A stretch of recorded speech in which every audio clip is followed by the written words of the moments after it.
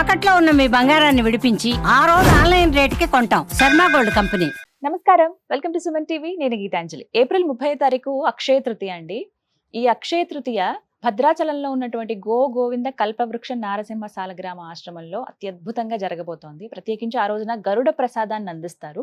అలాగే ఇంకా విశేషమైన కార్యక్రమాలు కూడా ఉన్నాయి. మనందరం అసలు ఎలా పాల్గొనాలి, సంతానం లేని వారికి ఇచ్చేటువంటి ఈ ప్రసాదం అసలు ఎలా అందుకోవాలి, ఎప్పుడు వెళ్ళాలి, ఎలా నమోదు చేసుకోవాలి, ఈ వివరాలను తెలుసుకుందాం. వివరించేందుకు ప్రస్తుతం మనతో పాటు ఉన్నారు ఆశ్రమ నిర్వాహకులు డాక్టర్ కృష్ణ చైతన్య స్వామి గురువు గారు, ప్రముఖ నృసింహ ఉపాసకులు వారు. వారితో మాట్లాడి వివరాలు కనుక్కుందాం. గురుగారు నమస్కారం అండి. నమస్కారం అమ్మా. అక్షయ తృతీయ అప్పుడే సంవత్సరం గడిచిపోయింది అనిపించింది, కానీ ఈసారి నాకు అనిపిస్తోంది గతసారి ఎవరైతే గరుడ ప్రసాదం తీసుకున్నారో వాళ్ళు పిల్లలతో వస్తున్నారట కదా. అదే అసలు పిల్లలతో వచ్చేవాళ్ళు కొంతమంది, సాధారణంగా పాపలు బాబులు చాలా అద్భుతంగా వస్తున్నారు చాలా మంది. నిజమే, చూడాల్సిందే ఇదైతే ఖచ్చితంగా. ఆ రోజు చాలా మందితో తీసుకోండి వారి అనుభవాలు కూడా. ఖచ్చితంగా తీసుకుంటాం. ఈ మధ్య కాలంలో ఒక అతను కూడా మా దగ్గరకు వచ్చి ఆయన ప్రత్యేకంగా స్వామి ఇద్దరు పిల్లలు పుట్టారు, ఆ పాప బాబు కవల పిల్లలు పుట్టారు, లాస్ట్ అక్షయ తృతీయ తీసుకున్నామని అక్కడ స్వామివారి సన్నిధిలోనే పుట్టు తలనీలాలు ఇచ్చి వెళ్ళారమ్మా. ఓ బా, నిజంగా ఎంత అనుగ్రహం. ఆయన ప్రత్యక్షంగా అక్కడ ఉన్నారు అనడానికి నిదర్శనాలు ఇవన్నీ కూడా. మరి ఎలా ఈ సంవత్సరం ఎలా ఉండబోతోంది? సాధారణంగా అక్షయ తృతీయ అనేటువంటిది నృసింహ ఆరాధన చాలా వైభవోపేతంగా జరిగేటువంటి రోజు. అనంతమైనటువంటి భగవద్ అనుగ్రహాన్ని, అక్షయమైనటువంటి సంపద మీన్స్ డబ్బు ఒకటే కదా మనకు ఉండేటువంటి అన్నిట్లోనూ. అంటే లక్ష్మీ ఆరాధన అనేటువంటిది కేవలం డబ్బు మాత్రమే చూడద్దు. లక్ష్మీ ఆరాధన అనేటువంటిది అన్ని ఆయుష్ని ఇవ్వాలి, ఆరోగ్యాన్ని ఇవ్వాలి, కుటుంబం యొక్క వృద్ధి ఇవ్వాలి, ఇవన్నిటిని కూడా ఇచ్చేటువంటిది అక్షయ తృతీయ. సాధారణంగా మన ఇంట్లో డబ్బులు అనేటువంటివి ఉండట్లేదు, లేదా మానసిక అశాంతి ఉంటుంది, అసలు ఆరోగ్యం ఇబ్బంది ఉంటుంది, ఏదైనా సరే నువ్వు అక్షయ తృతీయ నాడు స్వామివారి దర్శనం చేసుకోండి. ఖచ్చితంగా కల్పవృక్ష నరసింహ స్వామివారి యొక్క దర్శనం మన ఇంట్లో ఖచ్చితమైనటువంటి మార్పుని సూచిస్తుంది, ఇందులో ఎలాంటి సందేహం లేదు. సంతాన ప్రాప్తి కోసం మేము చాలా, అంటే కొన్ని వందల మందిని వింటున్నాం. కొన్ని వందల మంది స్వామివారి దగ్గరికి వచ్చి అక్కడ గరుడ ప్రసాదాన్ని తీసుకునేటువంటి వాళ్ళ సంఖ్య చాలా విశేషంగా ఉంటుంది. చివరి అక్షయ తృతీయ నాడు సుమారు 1000 పైచులకు మందికి అక్షయ తృతీయ ప్రసాదాన్ని తీసుకుని వెళ్ళారు. గరుడ ప్రసాదం 1000 మంది పైన తీసుకున్నారమ్మా. కొన్ని వందల మంది సంతాన ప్రాప్తి నిలబడిందని చెప్పి 3 నెలలకి 6 నెలల లోపల నిలబడిందని చెప్పినటువంటి వాళ్ళు కోకొల్లలమ్మ. చాలా మంది అక్షయ తృతీయ రోజు స్వామివారికి తిరిగి మేము, అంటే పాప బాబు పుట్టారు వాళ్ళని తీసుకొని స్వామివారి దర్శనం చేయించుకోవాలి అని చెప్పేటువంటి వాళ్ళు సంఖ్య మాకు చాలా ఎక్కువ. ఆ రోజు మేము వచ్చిన దర్శనం అవ్వకపోతే ముందు రోజైనా వచ్చి ఉండడం కోసం వచ్చేటువంటి వాళ్ళ సంఖ్య చాలా మంది. అట్లా చాలా విశేషంగా ఆనాడు అక్షయ తృతీయ నాడు భద్రాద్రి దివ్యక్షేత్రంలో కల్పవృక్ష నరసింహ స్వామివారికి నవకలశ స్నపన తిరుమంజనం, అదేవిధంగా అంటే చందనం ప్రసాదాన్ని, మనం చందనాన్ని స్వామివారికి విశేషంగా అలంకారం చేస్తాము. ఆ చందన అలంకారం చేసిన తర్వాత ఆ చందనాన్ని వచ్చేటువంటి భక్తులకు సుమారు 108 కిలోల చందనాన్ని మనం స్వామివారికి పెట్టి ఆ ప్రసాదాన్ని అంతా కూడా వచ్చినటువంటి భక్తులకు చందన ప్రసాదం ఇవ్వడం జరుగుతుంది. ఆ రోజు రంగరిస్తారండి, ఆ రోజు స్వామివారికి పెడతాం. సింహాచలం లాగా ఆ రోజు స్వామివారికి అక్కడ తీస్తారు.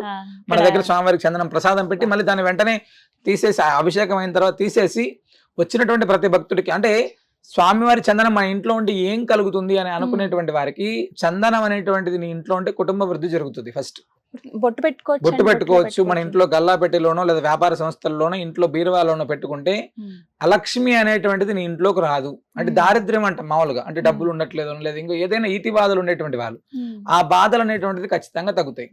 అదేంటి స్వామి తీసుకొని వెళ్ళగానే పెట్టగానే తగ్గిపోతాయా? నీ దగ్గర భగవద్భక్తి ఉండాలి, భగవంతుడి పైన పరిపూర్ణ విశ్వాసం ఉండాలి, నువ్వు చేసేటువంటి పనిలో శ్రద్ధ ఉండాలి. ఈ 3 నీ దగ్గర కలిగి ఉంటే ఈ ప్రసాదం అనేటువంటిది అద్భుతమైనటువంటి ఫలితం ఇస్తుంది. అవి ఏవి లేకుండా 100 కేజీలు నీ ఇంట్లో పెట్టినా కూడా ఎలాంటి ఫలితం కాదమ్మ. భగవంతుడి పైన పరిపూర్ణమైన విశ్వాసంతో నువ్వు చేసేటువంటి పనిలో స్వామి నాతో కలిసి ఉన్నాడు అని చేస్తే ఖచ్చితమైనటువంటి ఫలితం ఇస్తుంది అక్షయ తృతీయ. అలాగా ఆనాడు జరిగేటువంటి హోమాలు కావచ్చు, స్వామివారికి చందనం ప్రసాదం ఎలా అయితే విశేషమో 8 రకాలైనటువంటి దోషాలు మన మనిషికి ఉంటాయి. ఆ 8 రకాలైనటువంటి దోషాలు కూడా తొలగిపోవాలి అంటే ధనదృష్టి కావచ్చు, గ్రహ బాధలు కావచ్చు, అంటే శత్రు బాధలు కావచ్చు, ఏదైతే ఉన్నాయో ఆ అష్టముఖ గండబేరున నారసింహ హోమాన్ని మనం చాలా వైభవంగా నిర్వహిస్తున్నాం. దాంతోపాటు లక్ష్మీ కుబేర హోమం మనం ఆ రోజు. అంటే ఎందుకు స్వామి ఆరాధన చేయాలి? లక్ష్మీ ఆరాధన అనేటువంటి చాలా వైభవంగా నిర్వహించేటువంటి రోజు అక్షయ తృతీయ.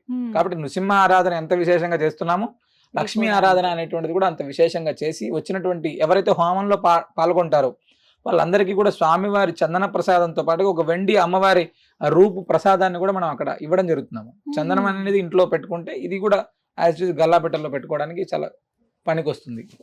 అదే సంతాన ప్రాప్తి కోసం హోమం అనంతరం అంటే ఈ యొక్క లక్ష్మీ కుబేర హోమం కావచ్చు, సుదర్శన నారసింహ హోమం కావచ్చు, ఈ 2 హోమం అయిన తర్వాత అక్కడ అంటే సంపాదాజ్యంతో హవిస్సులో ఏదైతే ప్రసాదం వేస్తామో ఆ ప్రసాదాన్ని అక్కడ వచ్చినటువంటి సంతాన కోసం వచ్చినటువంటి వాళ్ళందరికీ కూడా ప్రసాదం ఇవ్వడం జరుగుతుంది. అంటే ప్రత్యేకంగా వాళ్ళని కూర్చోబెట్టి ఆ మంత్రాన్ని ఉపదేశం చేసి వాళ్ళు తర్వాత ఏమేం పాటించాలో అవన్నీ కూడా చెప్పి నియమాలు ఉంటాయండి, ఖచ్చితంగా నియమాలు ఉంటాయి. అవన్నీ పాటిస్తే తప్పకుండా ఫలితం ఉంటుంది. తీసుకొని వెళ్ళామా మా పని అయిపోయిందా అంటే కొంచెం ఇబ్బంది, లేట్ అవుతుంది.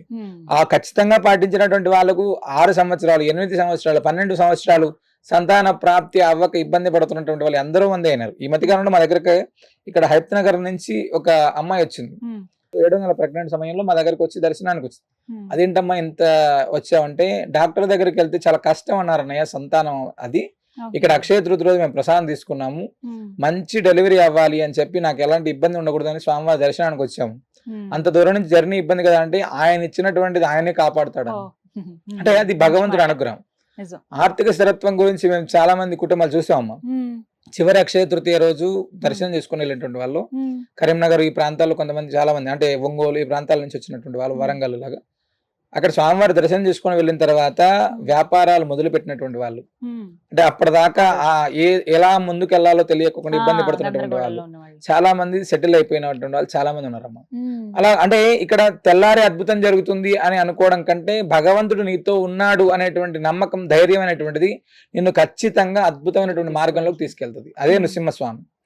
నృసింహస్వామి ఒక్కసారి చేపట్టుకుంటే నీ జీవితం తప్పకుండా మారుతుంది. ఆయన పాదాలను నువ్వు ఆశ్రయిస్తే అద్భుతమైనటువంటి ఫలితం మనం చూడొచ్చమ్మా. అక్షయ తృతీయ నాడు కల్పవృక్ష నారసింహ స్వామి వారి దర్శనం అనేటువంటిది జరిగితే నీ జీవితంలో అద్భుతమైనటువంటి రోజు అది ఖచ్చితంగా.